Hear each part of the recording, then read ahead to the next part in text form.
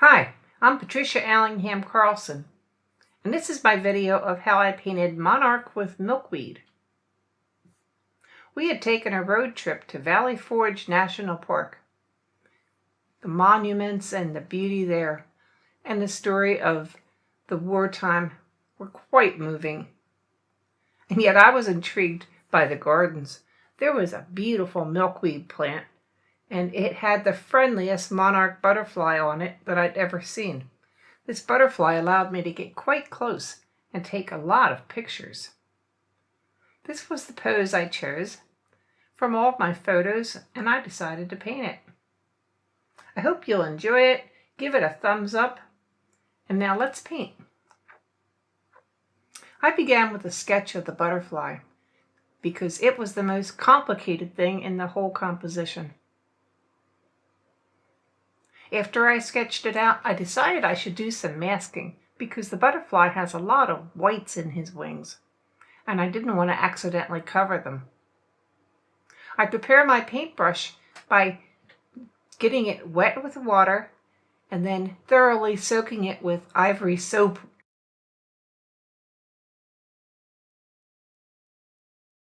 of which I had a bar sitting nearby.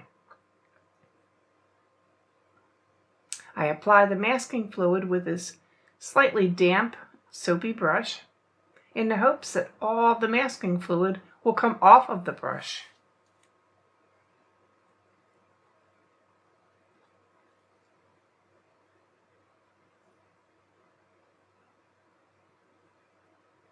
I'm applying it to parts of the legs, the antenna, a little shine for the eyeball, and then all those markings on the wings. This took quite a while. Now when it was dry, I tackled the background. This background was quite complicated. It was made up of a way back area, some closer leaves of the milkweed plant, and then the close-up flowers that the butterfly is actually perched on, and last of all, the butterfly. I was sort of excited to try my spray bottle with water for the milkweed flowers. They're made of many tiny little clustered flowers all together. I apply a light spray after blocking out the background, and then I begin to drop on paint. Here I'm using some permanent rose and some quin purple mixed together. I'm lightly dotting it onto the spray of water. The piece of paper that I've torn into an irregular line is blocking the background from getting any of this paint on it. And I'm just sort of dropping and dotting in the paint, adding some greens for naturalness. And I decided that worked pretty well for me. Now down on the bottom, I repeat the same thing.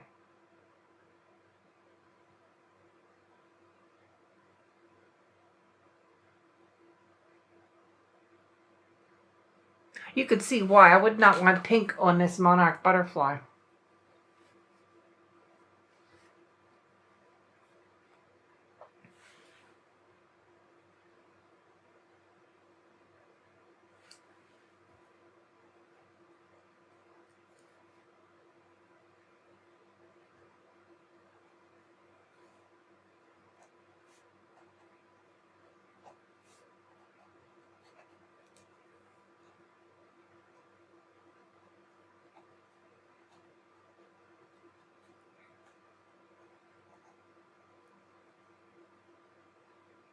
While it's a little damp, I'm going back and adding some darker colors. Some sap green and some purple. And then I begin on a milkweed leaf.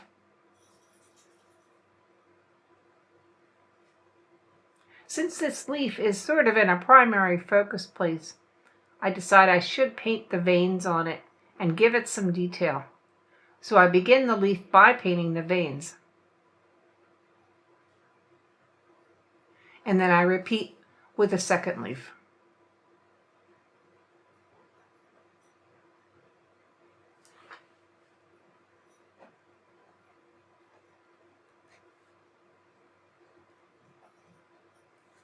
This second leaf was up in the sunlight and was much more yellow.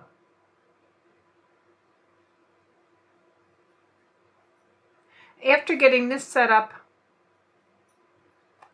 I decided that it might be a good idea to put one more flower into the composition just to balance it all out.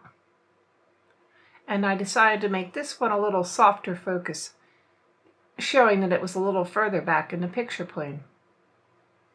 I also added more yellow into it to vary the color.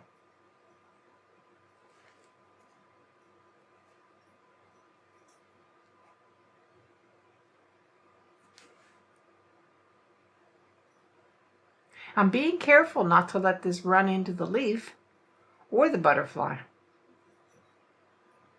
And you could see when it dried it made a big blurry mess, but that's okay. I can work with it.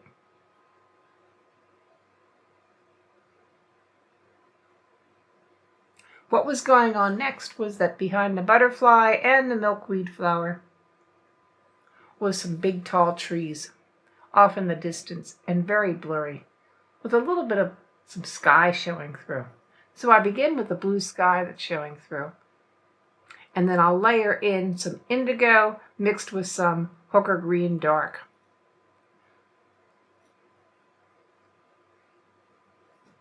I'll allow them all to sort of run together to show what I'm hoping is distant trees.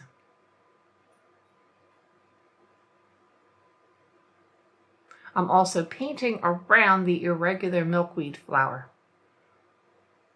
I certainly want to show all these little individual blossoms, and I don't want it to look straight edge.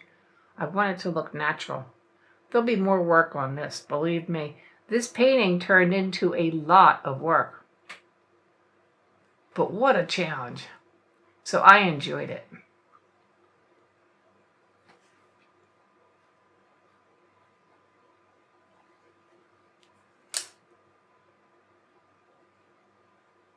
I have the basic colors blocked in for the background. And now I'm going back in with more concentrated color on top. Remember, I'm trying to get these flowers to pop out and these leaves to pop out and be on the lighter side. So I have to paint darks next to them to make them show up.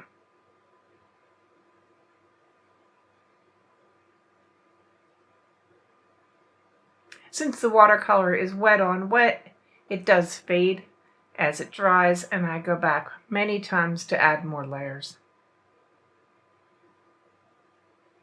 The line of trees fades off to the right, and I try to create a blurry edge with some lighter blue coloring to show it fading into a sky. I thought it might be very good to keep some white for balance in this background.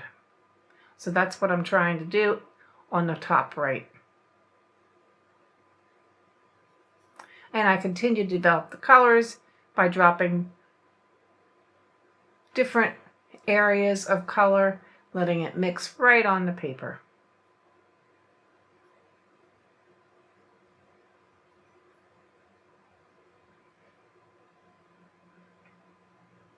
Trying to mix things up a little bit in the background. There was a plant with very small leaves, so I decided to paint these little leaves. And I'm using Viridian green, which is a very bluish green and varied in color from the other greens in my painting. After I got all the little leaves on, then I painted between those little leaves with a different color to make them stand out. You could see I'm also painting around the edge of the milkweed to define the individual flowers in some areas.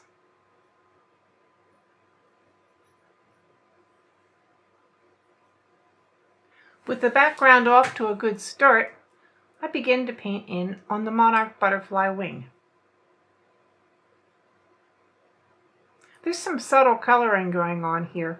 I didn't want to paint him all orange or all yellow. We're looking at the wing from the underside, and there are several different shades of color going on. I looked closely at my photograph, and within each little section of the wing, there's small folds. Now, a butterfly would not fit into a chrysalis without very folded wings. And I saw that this butterfly had marks left from the folds. Very subtle, but I liked how they looked, and they added a little depth to the wings, I think, by painting them in. When I paint such a detailed creature as this, I have a lot of time to study its anatomy, and I always seem to learn something.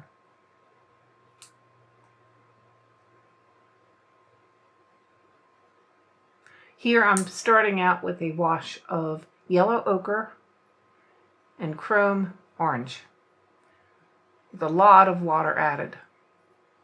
This worked for what I was looking at. But painting in the butterfly was quite confusing, and I was glad I did some masking.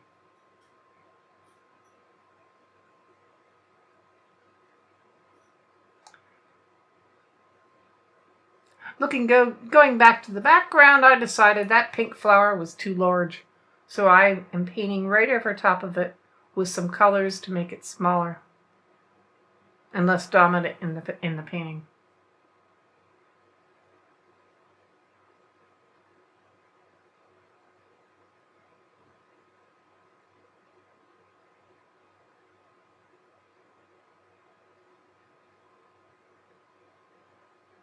The resulting shape had some different shades in it, and I decided I sort of liked it because it would sort of suggest a bush in the background, so I let it be.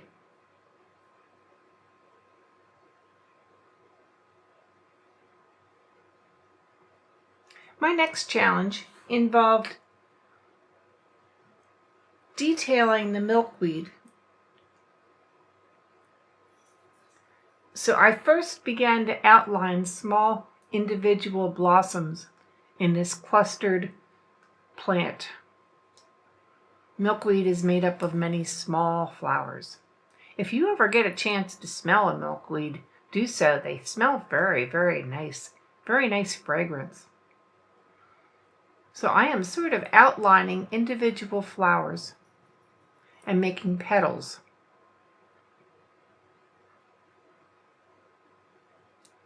The next part of that process will be to paint between some of the blossoms with a darker color, so these little individual blossoms will then stand out against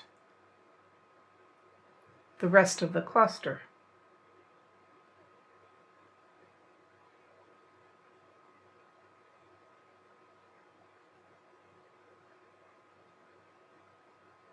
They are not so densely clustered that you can't see green and background leaves through them, so that's why I'm putting in the greens.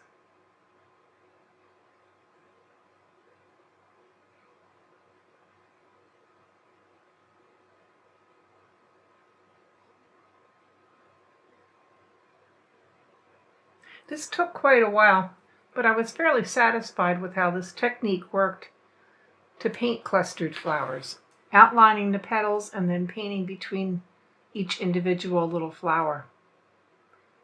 I didn't do every one, but I did enough to make the impact that I wanted to make.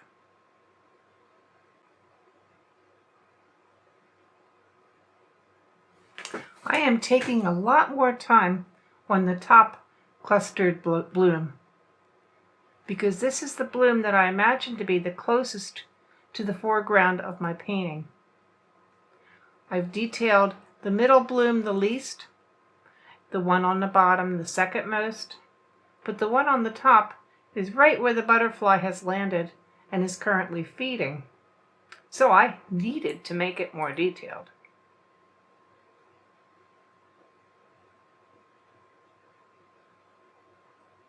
some of the masking's coming off in the background. I've painted on the stem of the milkweed. I used sap green and mixed in some red. And why red, you would ask, is because red sort of dulls and subdues the green very nicely because they're complementary colors. But since there's also a lot of pink in the blooms that the plant produces, there will be some reds or even some orangey reds in the stems and the leaves as well. And you can play around with this idea to carry colors around your composition.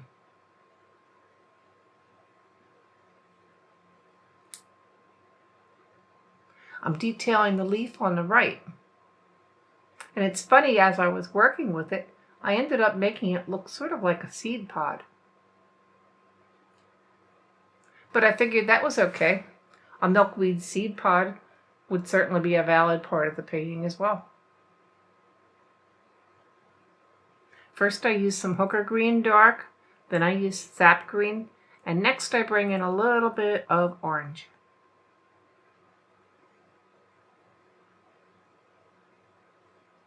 This leaf right in the front of the painting was going to be challenging as well. But I just jumped right in. I put in some yellow colors for where the sunlight was touching it. And then I moved in with my dark colors. I noted that each vein had a brighter side and a darker side. And so that's how I approached the painting part. And then did a lot of blending. And blending here with a damp brush to make the paint soften.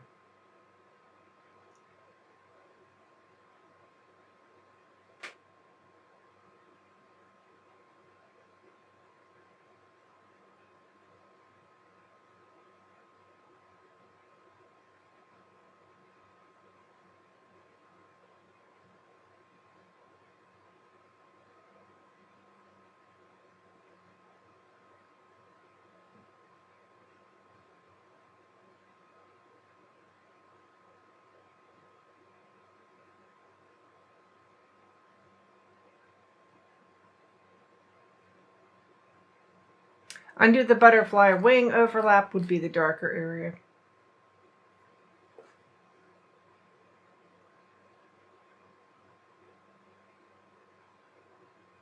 And this is the process. I take the paint down, I soften it, and then I add it again.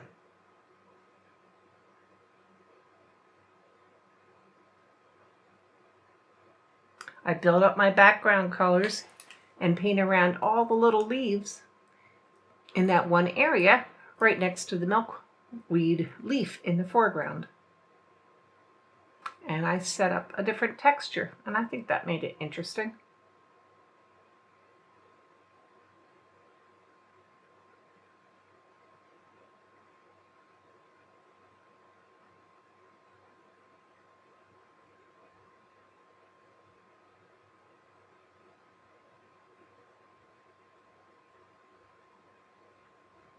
Now I'm adjusting the darks around the top leaf so that when I'm ready to paint that, the background will be as dark as I want it.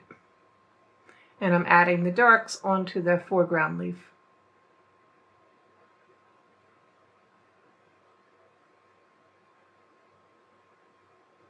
I'm adding a little more dark on the left side background, and I've also decided to add a little bit of turquoise. Turquoise is a great color to use in conjunction with orange. They really are lovely complementary colors together.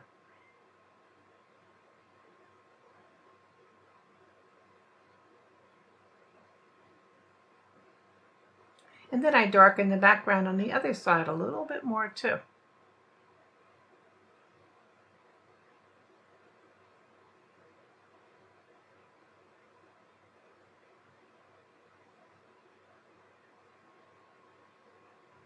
I darkened the stem of the milkweed blossom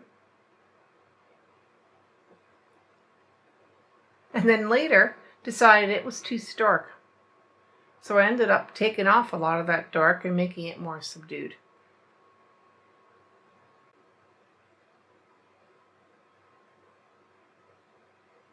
Back to detailing the milkweed blooms. I'm softening some of the edges in the flowers.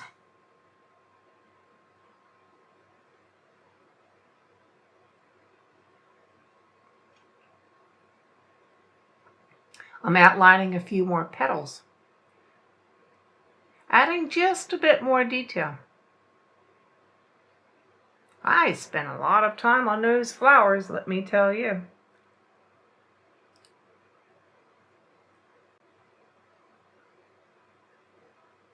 I went back to the top left leaf. I went over the areas with water, outlining the veins, and then I brought in my colors.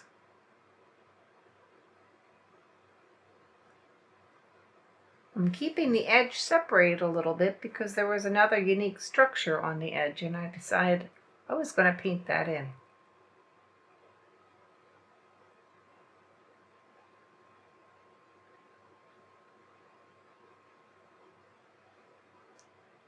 And so I detail the leaves with the veins, making the veins darker in the spots where there's shadows on them.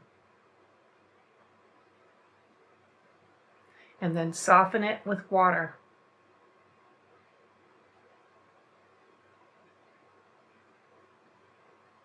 Now I'm getting excited to paint the butterfly. So while that's drying, I jump in and start to put some more color in. And I've removed a little bit of the masking on the wings so I can paint in where I need to.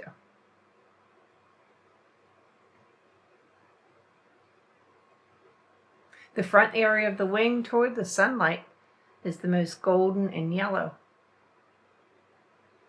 And the sides that are folded under are much more deep orange and deep burnt sienna in color.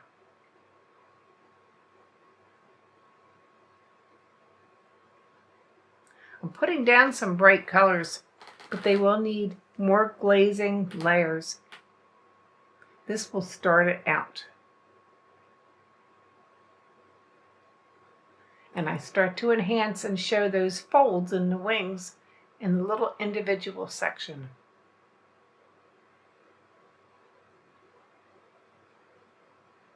I think it's showing some depth and adding some depth to the wings, and that's what I want.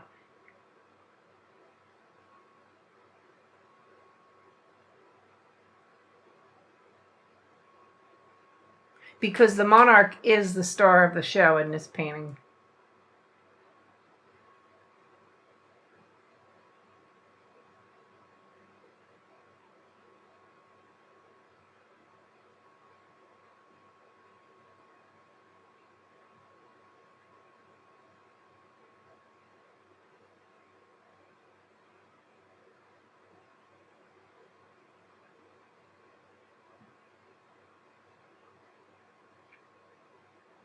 Now for this color layer, I am using vermilion mixed with some burnt sienna.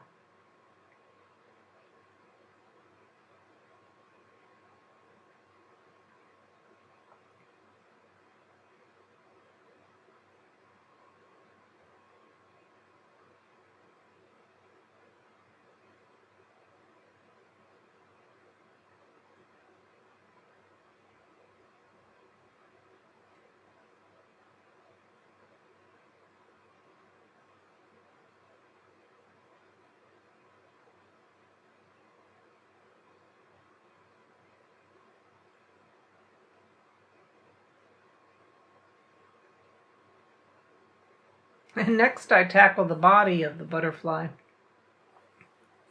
It has an odd way where it's curled up behind its wing. And I know the body is longer than this, but it is going behind the wing, I guess the way it's holding itself while it's feeding. So I'm painting exactly what I see.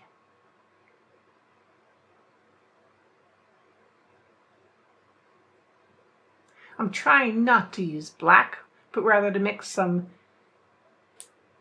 good dark indigo with a little bit of Payne's gray. And in some cases, I'll use some Van Dyke brown to make it even deeper.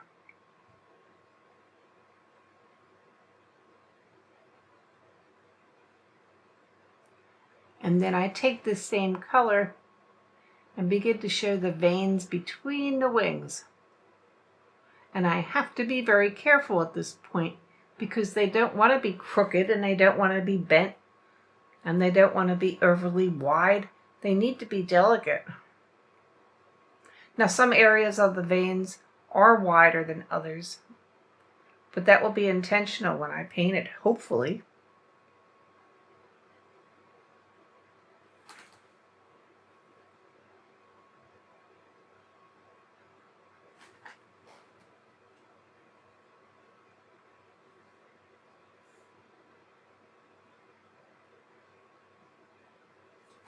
I am looking at my image on my iPad right next to my paper. I'm carefully studying where the veins go. I don't want to get it wrong anatomically. I want to make the butterfly look correct. In a less detailed study, this would not be as important.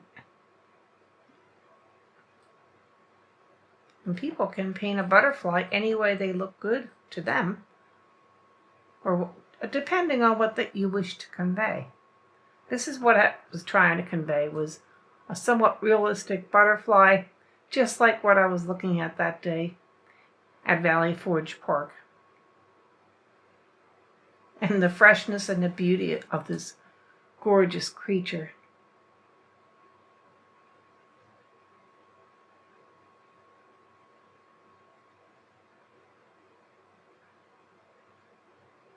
And so I continue to paint the wings, the veins between, and try to get the anatomy correct.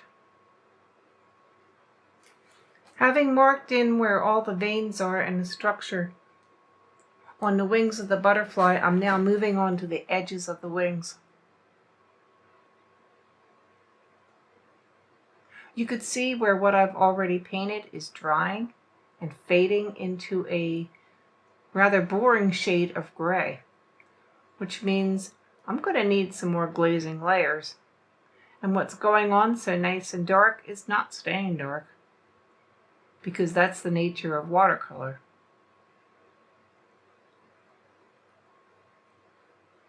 Something I want to mention here is that I generally paint such things as veins and tree branches and very delicate items in a painting thinner than I ultimately intend them to be.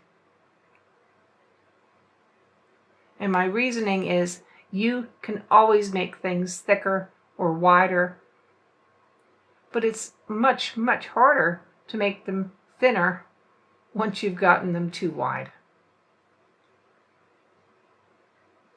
Of course, that's the whole principle of watercolor, between glazing and painting colors lighter, blocking them out, then adding them darker or brighter or more intense with more layers as you move further along. But right now we're looking at a very orange and gray butterfly, when we all know that he is very dark black or deep, deep, deep purple blue in all the dark structures. So more layers will be coming.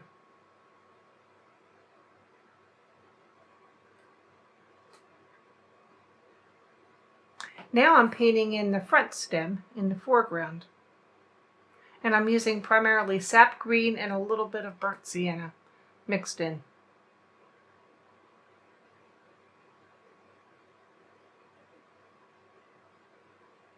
It has a lighter side and it has a darker side, and I'm making some random markings.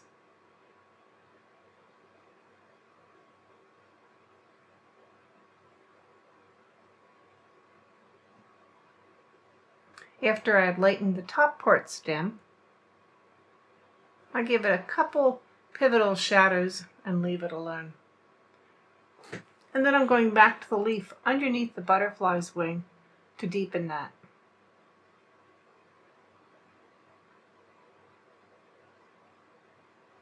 There's a lot of weight in that wing on the edge, and I figure that will offset the darks in the leaf.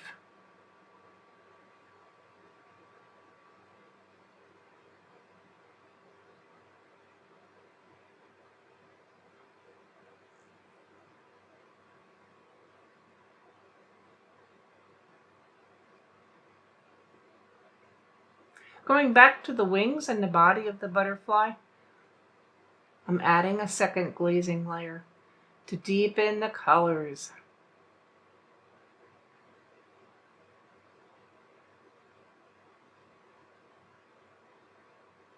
I'm also defining the eye of the butterfly a little bit more clearly.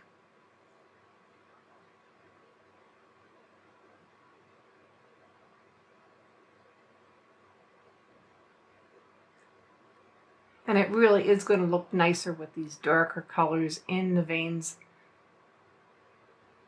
of the monarch's wings.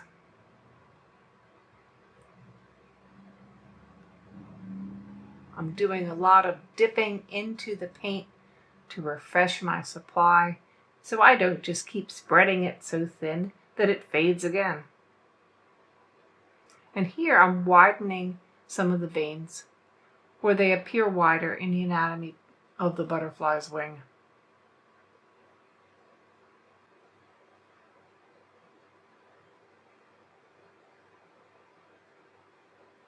It's time for some masking to come off. Don't ever erase your masking or take it off if your paint's not completely dry.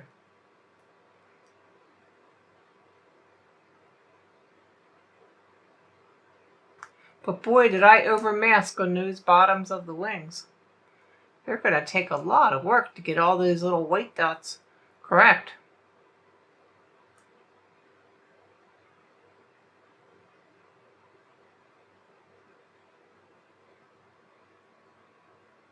And so I begin. I'm painting around each little white dot to make it look like the irregular shape and the correct location and positioning where it belongs. As I do so, I'm making each of these little dots smaller as well.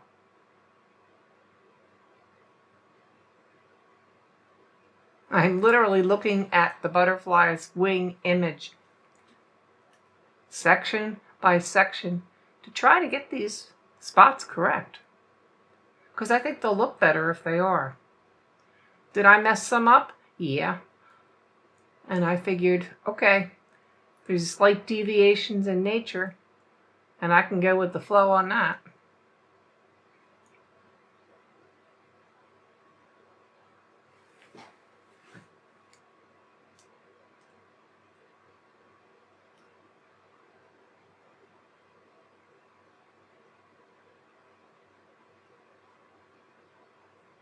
I've got the spots about right on the first lower wing. And now I'm adding some small details that are in my photograph as well.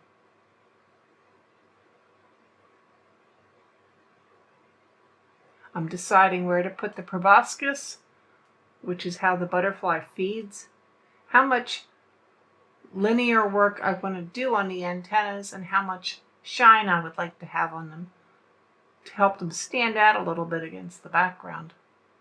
I'm using a very thin line for these areas because the antennas are very thin.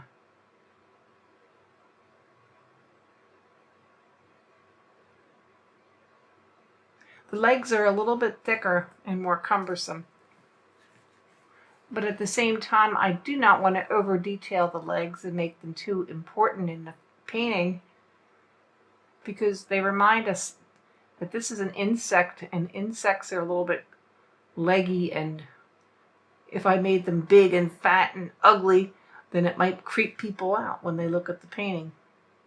So I make them a little understated.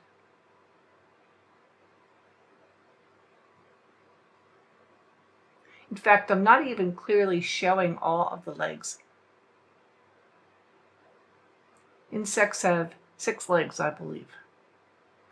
But I figured some of them could be hidden or folded up beneath its body.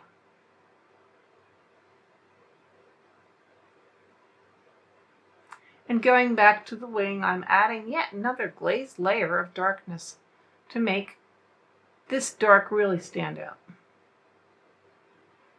So I think this is my 3rd layer.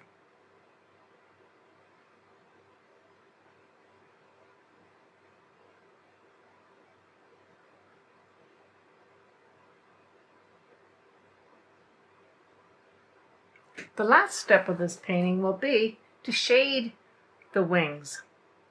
All of the whites in the wings are not pure white to the appearance.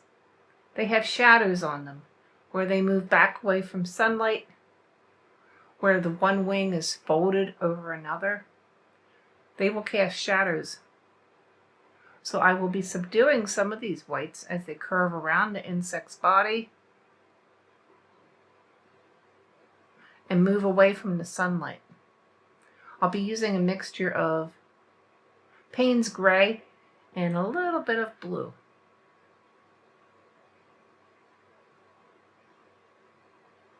There were some subtle color differences in some of the whites, making them a sort of an orangey cream.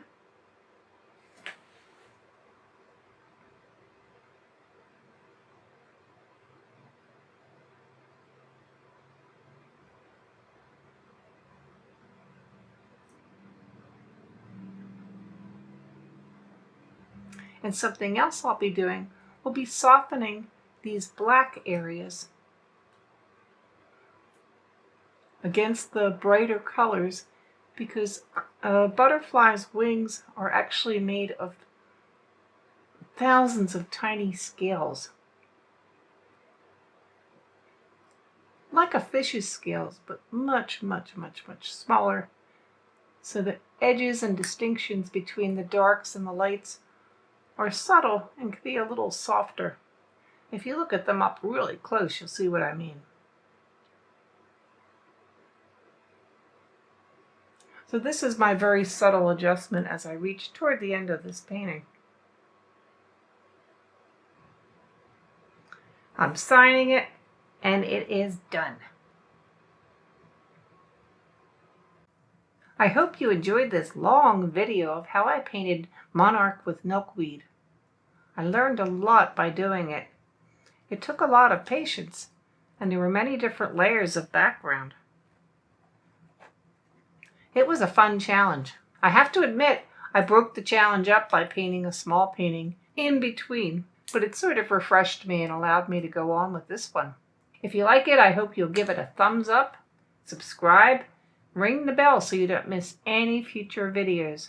There's some other links to check out below if you'd like to see some of the products I use, or my Facebook art page link, some of the products I make. Check it out. Hope I see you next time, and keep on painting.